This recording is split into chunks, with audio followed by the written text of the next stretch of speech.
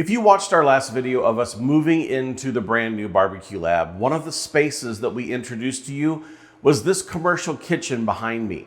Now, this is going to be a build project that we're going to undertake for many months to come. This isn't going to be something that's immediate. We have to build this as we can afford to build it, so we're going to build it piece by piece. But I want to make this video because I know that many of you who are out there doing barbecue and outdoor cooking, you are also flirting with that commercial kitchen or that commercial refrigeration type build. I want to show you what we have encountered so you can maybe learn a few things from it. You can see the gear that we're using, and we're just going to make this a whole entire build series. This is part one, which is passing inspection and how we handled refrigeration. But let's start with the goals that we had in mind with this kitchen.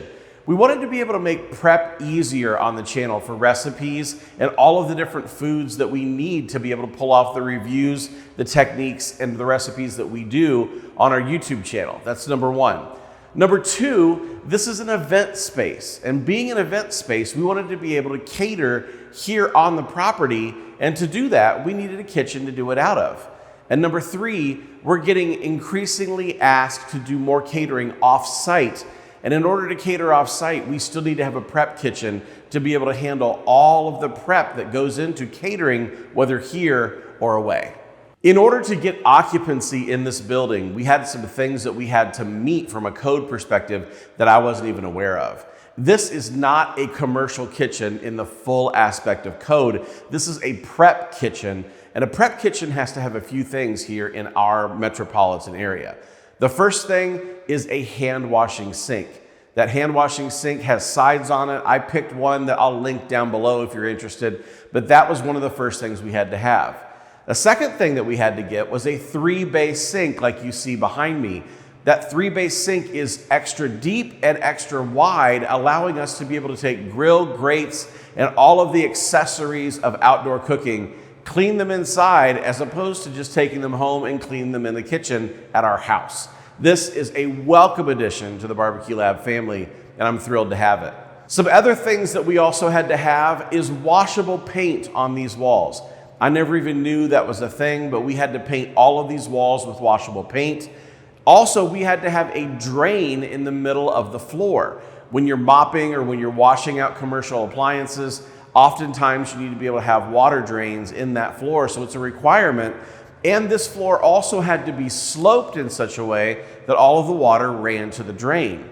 So those are all things that I didn't know that much about, but we learned a ton about during the process of getting into this space. The last thing was a grease trap, because we are technically in the city limits, which means we can't just take grease and put it down the drain. So we had to have a grease trap put in as well. That was new to me, but I'm super glad that we have it, because now I don't have to really worry about it. I can clean out the grease trap whenever we have a lot of extra. It's going to make it super easy for us to do things like washing grill grates in that big sink. Right now, it's kind of an eyesore and it's above the floor, so it's kind of in the way, but we have some tables and some stainless that we're going to be putting all around this area in future versions of this. So that's something that's coming soon to be able to take that out of the equation. One thing that we're learning is that trying to find the right size shelves and tables to go all around the walls here so that they match perfectly with the walls is almost impossible. For example, the 3-bay sink behind me was installed so that there's 67 inches on one side and 76 inches on the other side. There are no shelves or tables that match those parameters. So we're really having to be creative trying to actually fill the space so that it works for us. Once we were moved in, the first major need that we had was simply a refrigerator. We needed to be able to find something that was economical, but gave us the space to be able to do cooking for the channel and some light catering. We had never purchased a commercial refrigerator before, so this is our first foray into this new area. And we decided to go with one that was on the cheaper end of things because we just invested so much money in this property. We went online and looked at some different websites, and we found that single door reach-in refrigerators can go up to $10,000 or more for a single refrigerator.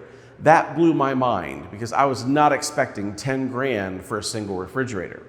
We decided to go on the lower end of things, and this is a $1,400 refrigerator from the company called Viver. Now, Viver didn't send this to us. We purchased this But if you're interested in learning more about it, I'll put a link down below, and that'll be an affiliate link that'll help the channel if you decide to buy one for yourself. But this is one that I had considered for our garage at home to be able to give a little bit more refrigeration when we're doing barbecue. So we decided to give this a try here at the lab. Here's the problem though. We have only been here a month. And in that month, we have already filled this refrigerator up completely. We were doing a catering job where we were doing some hibachi, fried rice, and wok vegetables for about 300 people. And in that catering job, we filled this fridge every shelf all the way. So hindsight being 2020, we should have gone with a double door or a triple door refrigerator, because if 1 month in we've already maxed it out, that's a huge problem for us in the future. So learn from us, probably go larger than you think you might need from the beginning. The second piece of equipment that we added to this commercial kitchen is a freezer. And we looked at freezers, they're about the same price, if not a little bit more. And we were looking at $10,000 plus for freezers, and we went, that's something we just can't afford here at the channel right now. So we went ahead and got the matching Viver freezer. It was about $1,500 for a single door reach-in. Now we have not completely filled the freezer yet, and that's completely fine with us. But still, we probably should have gone with a double door unit or a triple door unit, because we know as we grow, this is going to be something that we will not have enough capacity. But so far, we have been happy with the Viver units. I know they're not the most expensive ones out there. They're probably not the one you're going to find in your Michelin star restaurant. But these are ones that are working for us as we're growing into the commercial kitchen space. And I'd say it's worth a check out if you're interested in trying to expand what you're doing for backyard barbecue and or catering for churches, community centers, and the like. We've been happy with them so far. This is our first time diving into the commercial appliance space, but we have heard from a lot of our chef friends that commercial appliances, especially those with water, don't tend to last very long. So it was our thought that we would go ahead and try something on the cheaper end of the spectrum and be able to test it for a while and see what happens, as opposed to putting in $5,000, $7,000 and then possibly having the same repairs that we would on a $1,400 unit. Was that the right call? Maybe yes, maybe no. We don't even know yet, but you can join us here for the journey here at the Barbecue Lab, and you can follow along as we learn this together. Since we know that we purchased a less expensive fridge and freezer, and that we don't live here on the property, that we live a little bit away, we want to make sure that we're protecting our investment of what's inside the fridge and the freezer, because in many cases, that's going to be worth more than the appliance itself. We went ahead and we picked up a couple of node thermometers from ThermalWorks. This gives you an internal probe and an external probe that will tell you the temperature both inside the appliance and outside the appliance. And this is how we're going to monitor the temps when we can't be here ourselves. More coming on this soon to the channel, but this is our insurance to make sure that we're protecting our investment. Overall, we've been really happy with this kitchen so far. We've learned a couple lessons that we should have gone bigger with our appliances, but really this is going to fit our needs, and we can't wait to build this out to support the channel and support us in some of our local endeavors that we have here with the Barbecue Lab. I want to say thanks for watching. If you're at all interested in any of the gear we talked about, I'll link it all down in the description below. I want to say thanks for joining us. I look forward to in the future hosting you here at the Barbecue Lab and doing a little cooking with you and for you.